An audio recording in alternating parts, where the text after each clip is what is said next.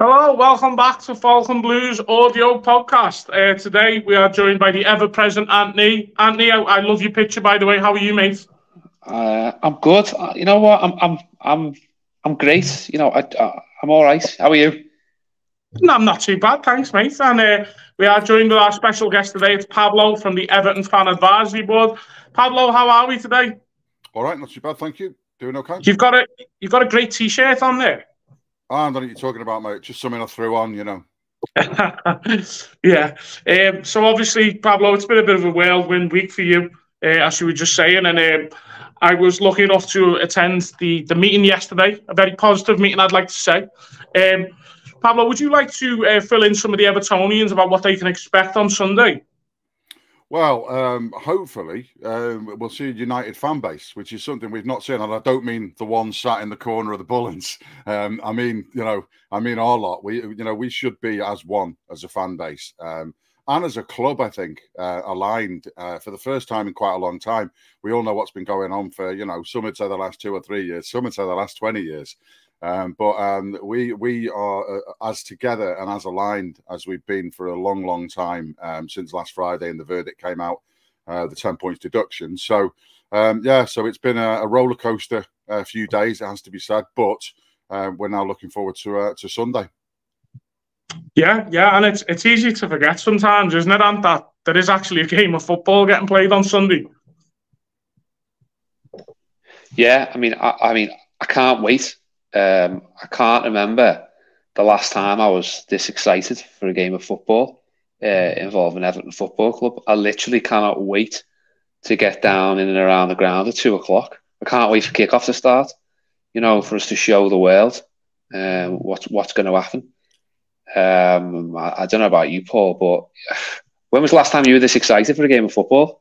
Oh, well, I'd say it's one of them because obviously we've got slightly sort of, slightly different agenda with me as well. Sorry, I just realised there's 2 Pauls. I'll stay with Pablo. But yeah, I am excited about the match, obviously. We've got some other bits and bobs because we're doing drop-in sessions at St. Luke's before the game, which I'll talk about in a bit as well. So we've got a few fab duties to do as well. But yeah, I think that obviously the game of football does become more crucial now as well, because obviously, as it stands at the moment, we're 10 points down. So we were all probably looking forward to it anyway, given the run that the team's been on, on the pitch before this happened. But now, obviously, we want those 10 points back, and we want to try and get those points back in an appeal. But if we win, if we can somehow beat United on Sunday and the results go right, we're straight back out the bottom 3. So that's got to be the aim for it, hasn't it? Yeah, definitely. I mean, and United have not been special this season. I wouldn't like to be the team coming to Goodison. I can say that, but we would like to point out it is nice to see that what was mentioned yesterday is that a lot of United fans are willing to get partake. Really, there's going to be a few signs getting given around in each 4 corners of Goodison. Am I right in saying that, Pablo?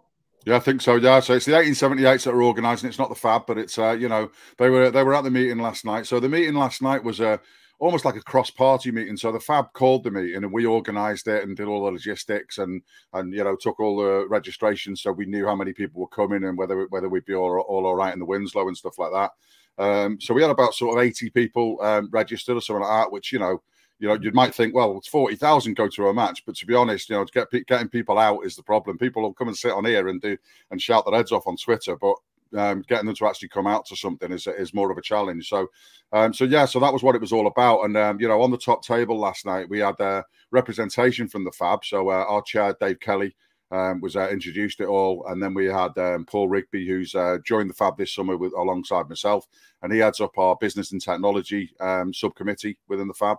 And then alongside them, we had Barry Williams from the Fans Forum. We had John Blaine from the Everton Shareholders Association. We had Katie Carter from the 1878. So the idea was that the fan groups were all represented, but it was more about the people that were in the audience that, the microphone went round, and anyone that had anything to say about things, have their say. There's no sort of set agenda on what you can and can't talk about, but obviously there was the one thing that everyone wanted to talk about. Apart from yourself, Paul, I think you were the only one that sort of diverted a little bit slightly.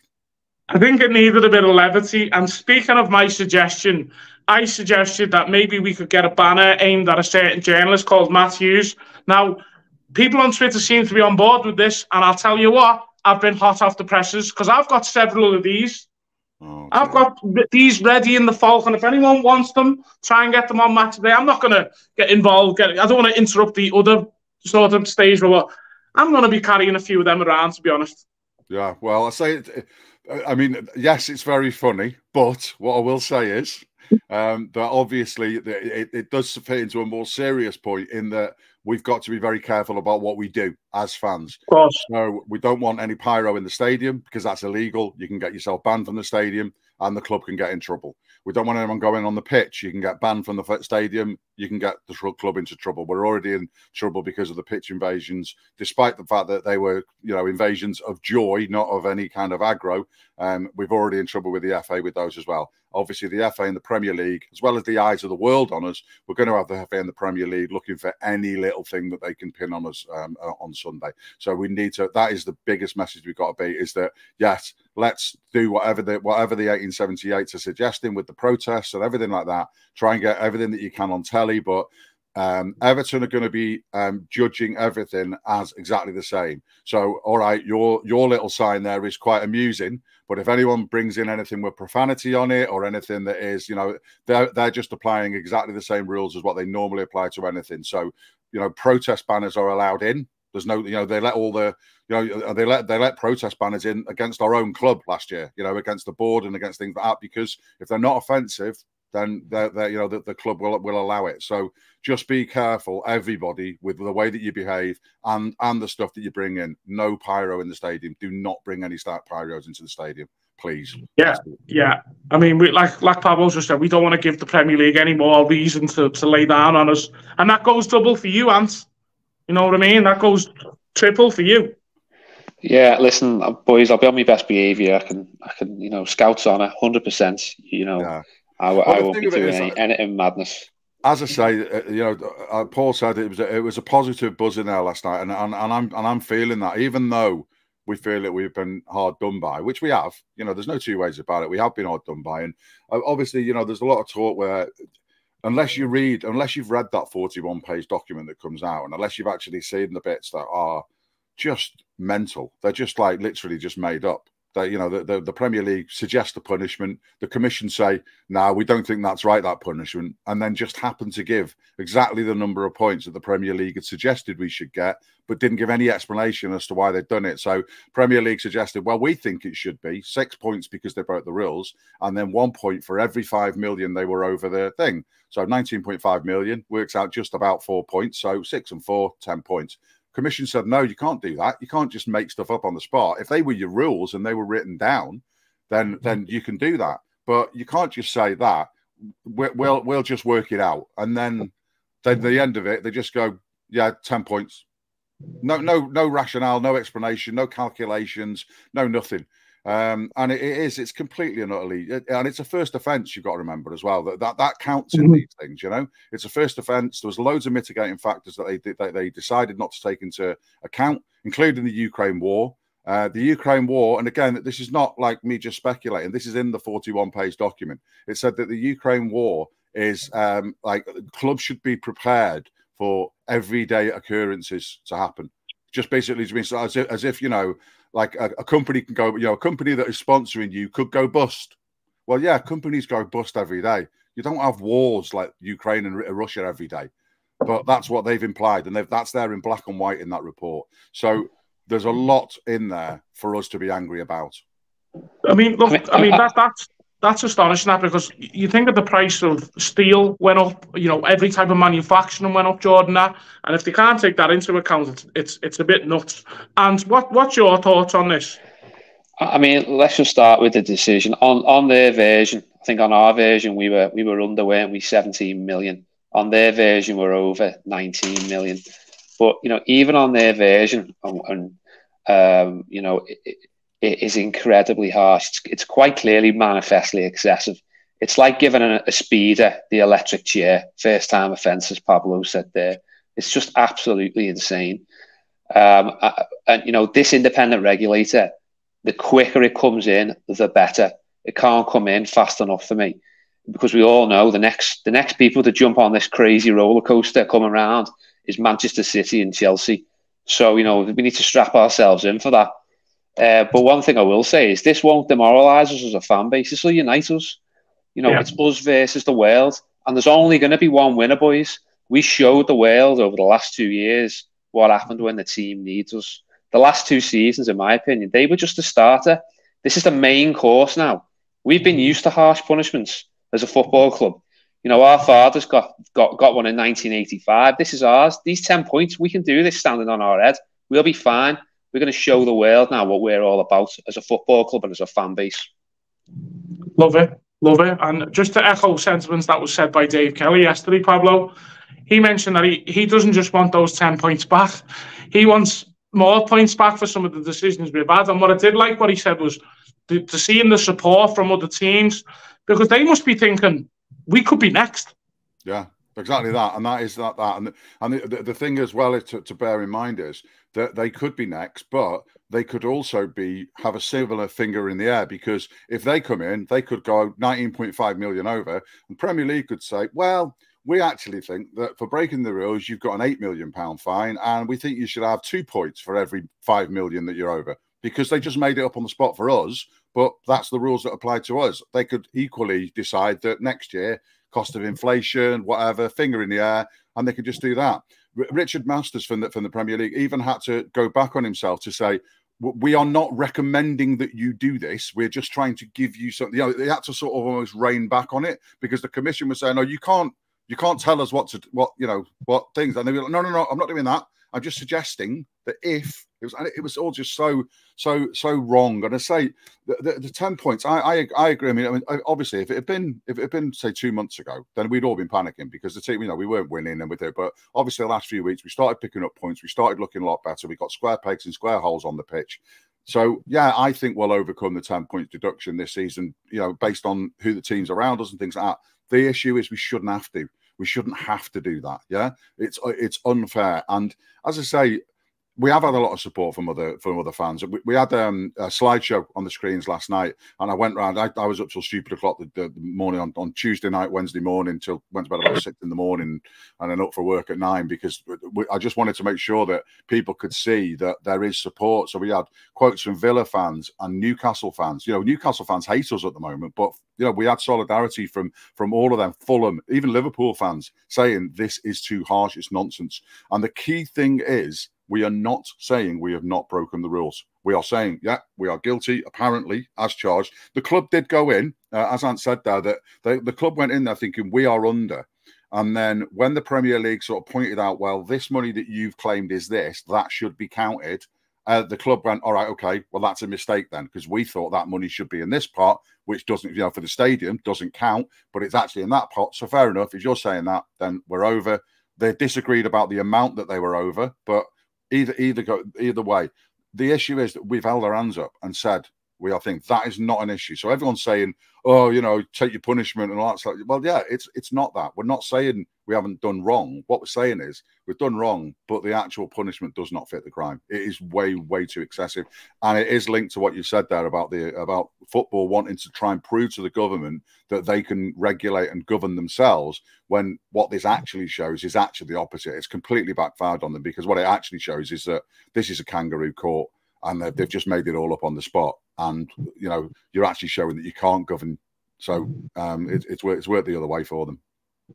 Yeah, I mean, just to jump in there, you're quite right. The Banana Republic kangaroo court stuff, it's just absolutely laughable. I've seen fair trials in Vladimir Putin's Russia. You know, is this really the worst thing that any football club or any Premier League football club has done in the history of the Premier League? It's not, is it? You know, when you get 9 points for administration, you know, you've got a football club in our city who hacked another football club's youth academy. You know, nothing was done about that. And I don't want to bore everyone to death, because I'm sure they're sick of hearing that. But, you know, what the top 6 did a couple of years ago, and then they got to vote on their own punishment. There's been absolutely no proof that fine's even been paid yet. I mean, it's an absolute farce. And yeah, you'd think...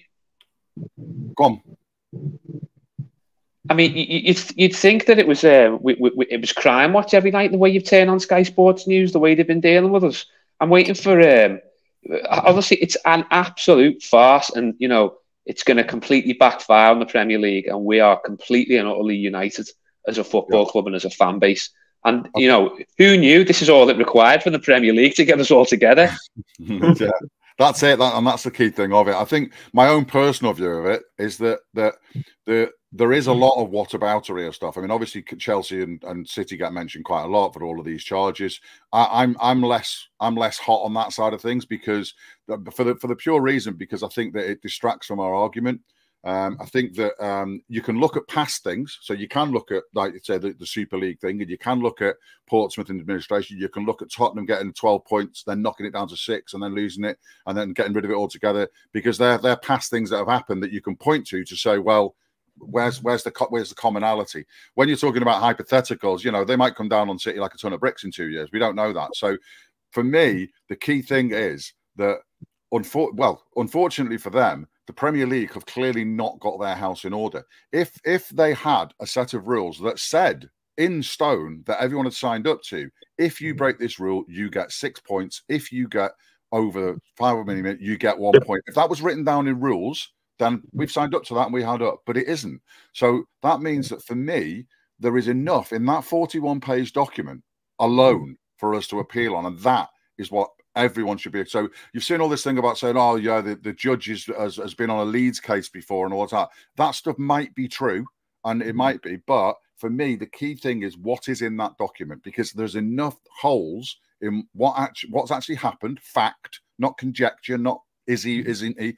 There's enough fact in that document for us to be going at that and saying this is wrong. That has been judged wrong. You haven't taken any mitigating circumstances. Now, some of them you can sort of say in isolation. You can sort of say, well, the player X and the player Y. If you take just one of those things, and COVID and the Russia thing, if you take each one of them in isolation, you might say, well, all right.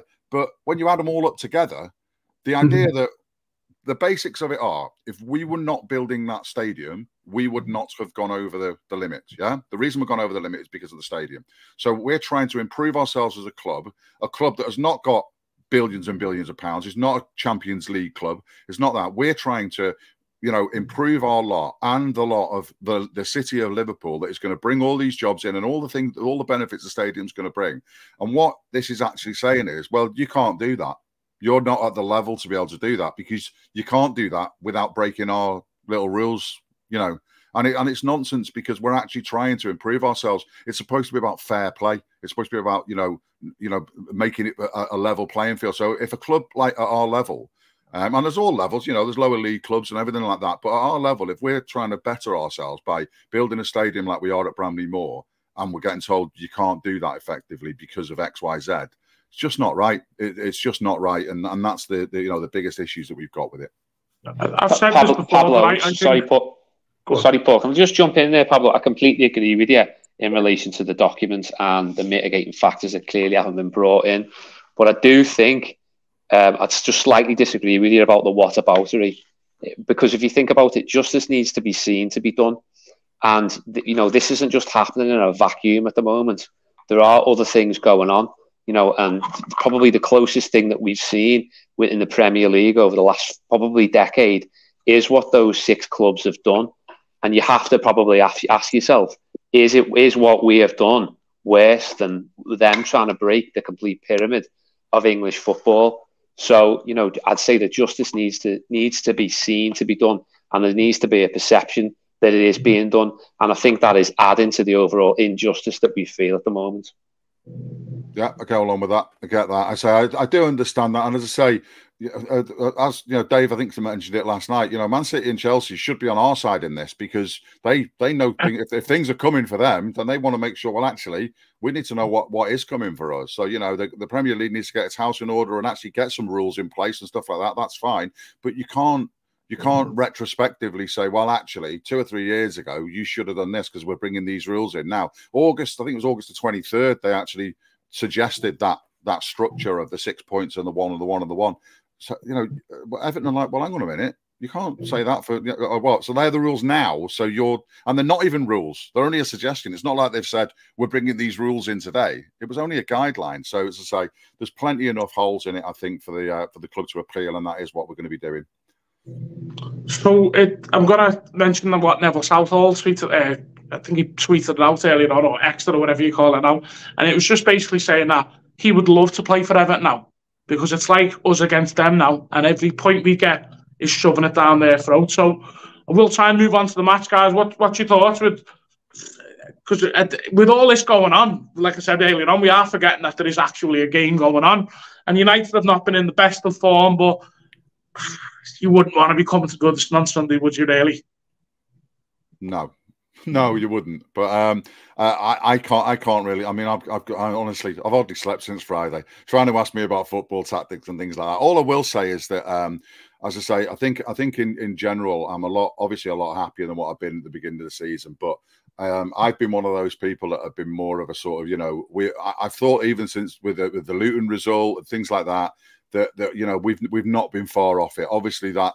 I'm not a massive fan of all the XGs and all of these things, but they're factual, they're there. So you could see it. You could see we were playing better. You could see we were creating chances. And Calvert-Lewin being back has just absolutely transformed us. And as I say, it's square pegs in square holes, which Dyche wasn't really able to do last season just because of the situation with not having a proper striker and with everyone being all over the place. Now we've got Calvert-Lewin, we've got Beto, you've got Chimiti, you've got options, Danjuma. Now that we've got those options and now we're looking a bit more solid, I mean, Seamus will be back in contention soon as well, maybe even this weekend, but I'm not too sure if it's too soon for him. I think now that when we've got a sort of solid squad, and God help that we don't start getting injuries now, but I think that I was happier where we were, after our last game. And as you say, this will only galvanise the players because, Kevin Thelwell put out his update yesterday and just said about, because it is going to be that, isn't it? Imagine that in your job. Imagine if you've been working your job, no matter what it is, and you're just like, yeah, man, we're on for this. We performed really well. The sales figures are great and everything like that. And I've worked my arse off to get to where we are. And then some commission comes out. Well, you've had nothing to do with whatsoever. That your bosses have done some sort of financial thing wrong, and therefore the company's getting 500 million taken off them. And you're like, well, where's all my hard work gone? So now we've got to start working again. You'd be annoyed at that, and you'd be wanting to like, right, well, I'm just going to get back into it. So I think that the spirit in the team was there anyway. But this will only galvanise it and it'll just make it better. And so we are playing better. I would have fancied us against United anyway, the way that the season's going. But now with this atmosphere and with this, this situation, I've got to hope that we've got a good chance because, as I say, it'd be great to just give it a proper sort of like, there you go, we've won. So that's that out of the way. We're back out of and we're looking up, not down again, because we've only just started. I've only just started looking up this season, and now. Same. Yeah, and I've only, that's the only time, and now we're looking down and around us again because of this. So, what's your thoughts on the match then, Ant? I mean, just very, very briefly, if you remember the first podcast of the season when we had Leon, I don't want to sound like a doom monger, but I did say that this was coming back in August. I did think we were going to get a points deduction, and those early games, I just hope they're not going to cost us in come March and April, but the way we're playing at the moment, you can't really see that happening. I agree with everything that Pablo has just said. We have got options. I think Calvert-Lewin is absolutely key. If he stays fit for the 28, 26 games, maybe if we can get 17, 18 out of him, we should be fine by March, February time. I wouldn't want to be coming to play us on Sunday. I think we will win comfortably. And you know very well, Dave, that I am a glass half empty kind of guy. But 2-0, I think, to the Toffees. Tell you what, they've put some optimism in answer. I like that. Before we wrap up, guys, Pablo, I'm right in saying that Evertonians can pick up some banners, the pictures from 4 sides of Goodison, yeah? Yeah, that's right. Yeah, they're all around the ground, apparently. I say that if you look on the 1878s on Twitter, they've got the diagrams up of where everything is. Me and Katie Carter from the 1878s did a couple of interviews last night, the one with ITV, and so I overheard all of the bits and bobs that she was talking about and that lot. And so, so the plane one might be a bit odd to people. So we got a plane, and it's not flying over our game because it's going to be dark by 4 or 5 o'clock on Sunday. So what they decided was to get the maximum exposure for it, and that they fly it over the Etihad tomorrow for the on Saturday rather for the Man City Liverpool. So that'll get some things. I don't know what's on the banner, hopefully it's not anything too offensive, but yeah, I think there's I mean, yeah, you get your own plane up there, mate. Just imagine you going past there in a little biplane. That'd be ace. But yeah, no, I think obviously they've got a lot of flack over the things that you know, because it's not. I don't think it's just the 1870s. You've got the All Together Now movement as well, and so you don't attribute everything for the last 2 or 3 years to them with the marches and everything. But as I said on the interviews I did last night, the marches, you know, I don't like using the word protest because it sounds negative and it sounds like you're doing. Now in this case, you know, then it is a protest march because it's against, you know, this injustice ruling. The marches over the last few years for me have been marches of support. They've been marches to try to make a better Everton. So I never really saw them as a negative thing. And obviously it was us against the club. This weekend, this is going to be different. This is going to be us and the club against the Premier League. So this is a very different thing that's going to be happening this weekend. So I think it's going to be you know, a really solid atmosphere. I'm going to be in downstairs in St. Luke's doing our drop-in session. So unfortunately, I won't be able to take part in the walk up to the stadium that they're doing. But yeah, they are going to be around, and they've got, I think, 30,000 of these cards. I think they're A4 as well for the corrupt sign to be held up. So I think basically you're asking people to do it on the 10th minute, to something like the 10th during the Premier League anthem at the beginning of the match, and the fair play handshake, which is going to be and I would also say as well that if you're sat on the front row and there's a corner or a throw-in in front of you, then get your signs up, because that makes it much more difficult for the TV to avoid them, which they'll probably try to do. There were rumours about them sort of muting the sound and stuff like that. Yeah. But again, I've been told that is not the case. They'll treat it like anything else. If they get any offensive chanting, they always turn the sound down so that the viewers at home can't hear it. So if the chanting's not offensive, then it's you know, it's fair game. And so they're not deliberate. They're not treating it differently to any other game, as far as I'm aware. So that's that. But again, I just got to come back to the behaviour. Let's make sure that we do this properly, we do this safely, and that we do not give the Premier League or the FA any chance whatsoever to throw anything back at us. So stay off the pitch. Don't take any pyro into the ground. Anything within the ground is Everton's responsibility. Okay, that's what you got to remember. And we're already on a warning. Nothing to do with the 10 points, but obviously all eyes are going to be on us with this now as well. So, and I have to say just one last thing before I hand over to Anthony. This holding up the things, I suggested this 20 years ago when we protested against Wayne Rooney. I wanted us to print out the truth leaflets that we gave out. I said, can we not print them on yellow paper? And they were saying, no, we want everyone to walk out the ground at our time. And I was like, no one's going to do that. No one's going to walk out the ground at our time when you paid money for your ticket.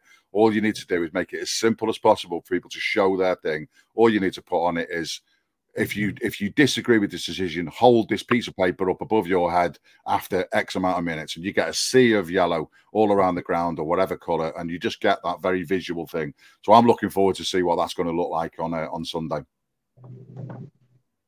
Fantastic. Can't yeah, like I said, try and behave yourselves. You know what I mean? As Pablo said, we don't want. I was talking to you. I was talking to you. You behave yourself mainly, if I'm honest, in this conversation at least. But I don't know, Ant, but I'm definitely telling you to behave yourself. All right, Pablo. You talked before about Paulie getting his own plane. I think we should just get some of that £40,000, and instead of getting him a plane, let's get him a kite for that little thing instead, and he can have a kite over Goodison with his little sign instead. As long as it's got a bat signal on it, that damn game. Yeah. Get one of the little Boris bikes. Get one of the little bikes going up and down County Road with a little thing trailing behind you. That's a good idea. Pablo, listen, I know how much of a hectic week you've had, so we really appreciate you taking some time to come and let the Blues know what's going on. Always a pleasure. Anthony works on MI5, we reckon. All right, listen, we said we were going to use the G word a lot tonight, didn't we? It's the Everton bingo this week. It's galvanised, isn't it? Whoever's got that in the Everton bingo, yeah, that's what it's all about this week. This will not demoralise us at all going forward, and I just can't wait to get in the ground on Sunday. Yeah, let's be united against United. That's the way to do it. That's it. Thanks very much, lads. And as always, up the fucking toffees. Colin Chong.